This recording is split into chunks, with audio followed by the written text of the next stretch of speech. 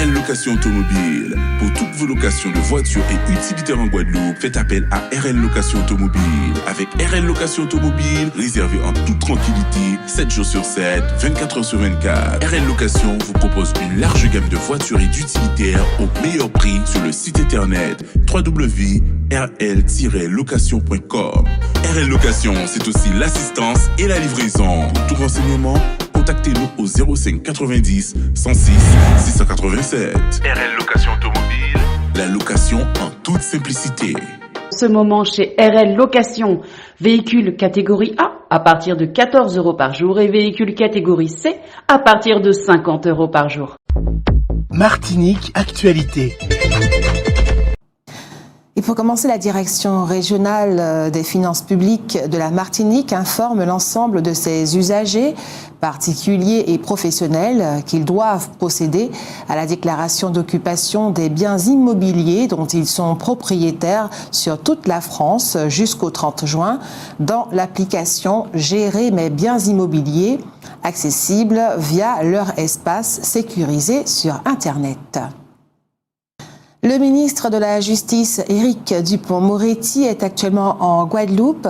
Il sera demain en Martinique. La section martiniquaise du syndicat FO des greffiers de France se plaint de ne pas avoir pu avoir une réunion avec lui.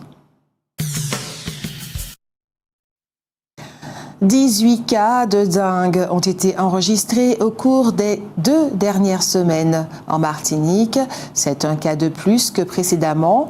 Il concerne les 3 îlets 9, Sainte-Anne 3, Anse d'Arlet 2, Sainte-Luce 1, Marin 1, Fort-de-France 1 et un cas avec une adresse inconnue. En appel, Nicolas Sarkozy a été condamné à 3 ans de prison, dont 2 avec sursis. Il est reconnu coupable d'avoir tenté de corrompre un magistrat. L'ancien président a immédiatement fait appel devant la Cour de cassation. Cet appel est suspensif. Nicolas Sarkozy peut aller et venir en toute liberté jusqu'à son prochain procès.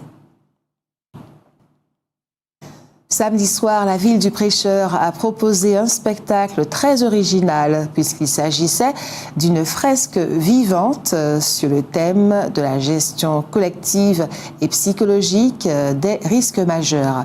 Les acteurs ont évolué dans le lit de la rivière au niveau de l'ancien pont. Les spectateurs se trouvaient sur les rives et le pont.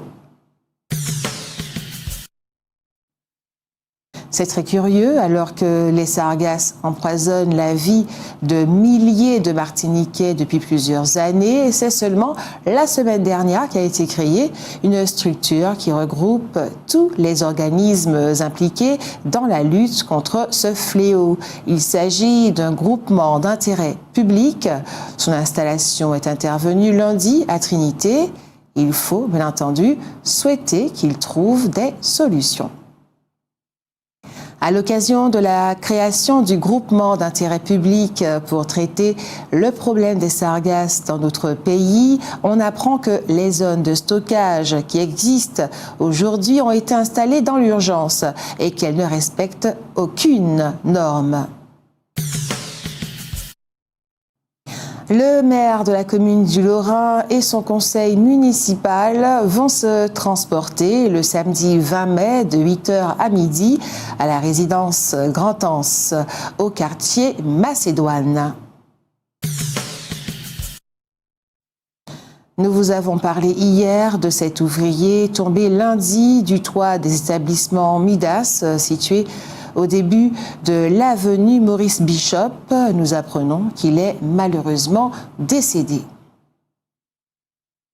Les 2 hommes âgés d'une 40aine d'années qui ont été abattus à Trénel lundi étaient lourdement armés, tandis que les responsables de la police municipale de Fort-de-France regrettent la présence insuffisante des forces de la police nationale sur le terrain.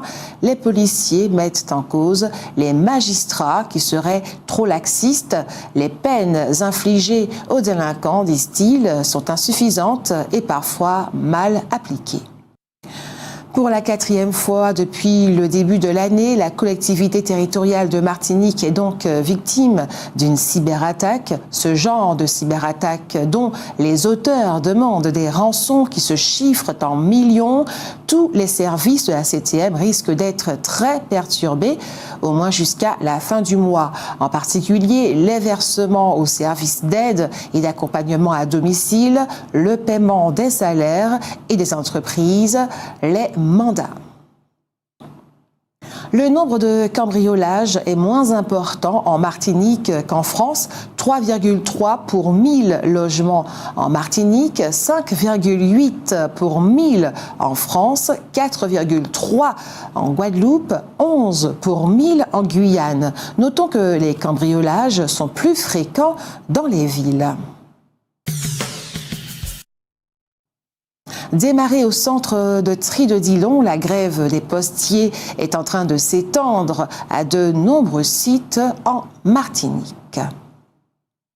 Ce mercredi 17 mai à 9h a eu lieu au marché couvert du François une lecture poétique à 9h dans le cadre de la 2e édition du festival Mai Poésie avec Michel Ducasse de l'île Maurice et Françoise Foutou de la Martinique en résidence au François. L'appel de Fort-de-France a 1 an, les choses ne semblent pas avoir beaucoup avancé. Après cet appel signé par 7 présidents de collectivités territoriales des Outre-mer demandant plus de pouvoir. Des travaux de renouvellement de tapis en enrobé ont commencé aujourd'hui, mercredi, sur la RD1, au quartier Bois-les-Arts, au Gros-Morne. Ils vont durer jusqu'au 26 mai, de 8h à 15h.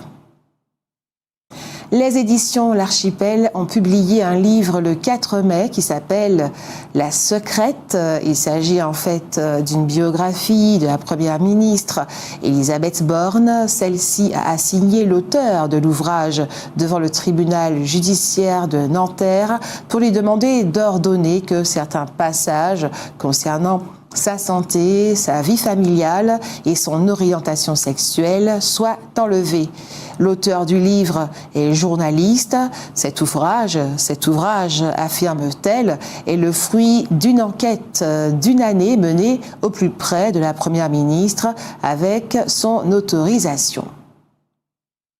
Ce mercredi 17 mai, l'Office municipal de la culture et des loisirs du Robert organise une conférence débat Maufoisage Oliron 22 mai à 19h. Une rencontre animée par Annick François-Augrin, historienne, et Josette Burlet-Mia-Tequila. Et pour terminer ce journal local de l'après-midi, tout comme la ville du Lorrain, la ville du Morne-Vert doit trouver des noms à ses rues et à ses places. Une réunion avec les administrés se tient aujourd'hui, mercredi 17 mai, à 17h30 à l'office municipal au bourg de la commune. Outremernews.fr, le site de l'actualité Outre-mer, 24h sur 24 et 7 jours sur 7. Retrouvez la chaîne Outremer News sur YouTube.